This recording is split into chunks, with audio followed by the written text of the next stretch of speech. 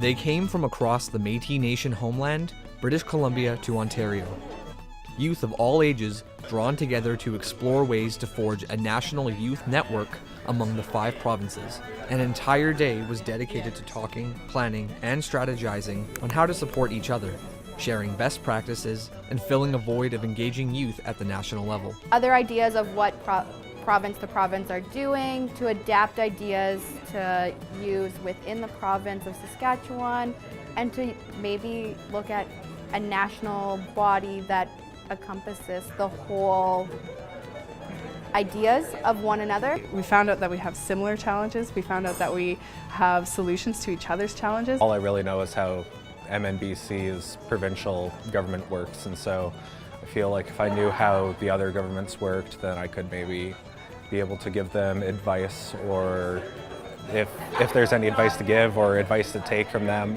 While it's understood that each province is different, what draws this group together is their Métis pride and a desire to get involved, to engage each other in trying to make a difference. What people are doing in Calgary is different from what people are doing in Peace River.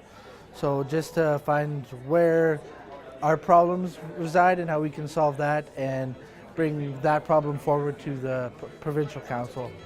The big part of this is the application after. It's awesome that we're all here and communicating, but it doesn't do anything unless we go home and we apply what we've learned here. I'm really excited to see how this national network of youth will develop into something that we can use to continue to help our own youth. Day 2 turned to a Canadian first, building a national youth strategy which would include a strong focus on the needs of Métis youth. As Minister of Youth, Prime Minister Justin Trudeau launched an open dialogue to hear their perspectives.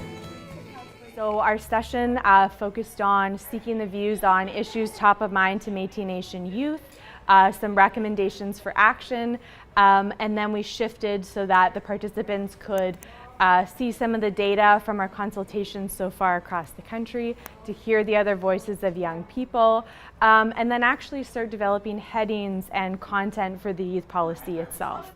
The Honourable Carolyn Bennett, Minister of Crown Indigenous Relations, was on hand with the important task of listening.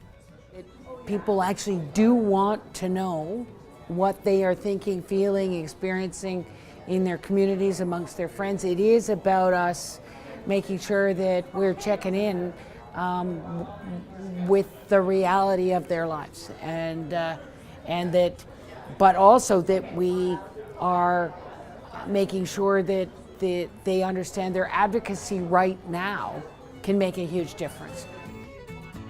Whether it's critical issues such as youth homelessness, unemployment, or mental health, Minister Bennett is confident these young ambassadors can help spark change right now. Also, the dialogue with Métis youth was capped off with discussions about the Government of Canada's plan to adopt a federal framework for recognition of Indigenous rights.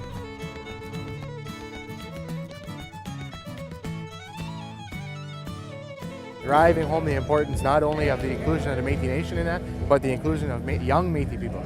Because we know, our history tells us that it has always been young Métis people who have led things. From Cuthbert Grant to Louis Riel and onward, it's been young people leading things. The future and the presence of who we are as a nation has always been in the youth.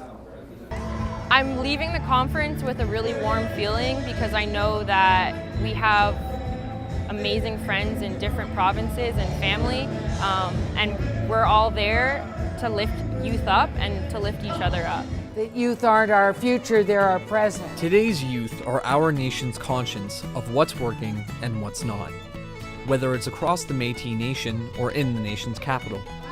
Their lessons learned on how to strengthen the voice of Métis youth will be taken back to each province and to the steps of Parliament Hill, where the challenges and emerging opportunities will be hand-delivered to the Prime Minister himself.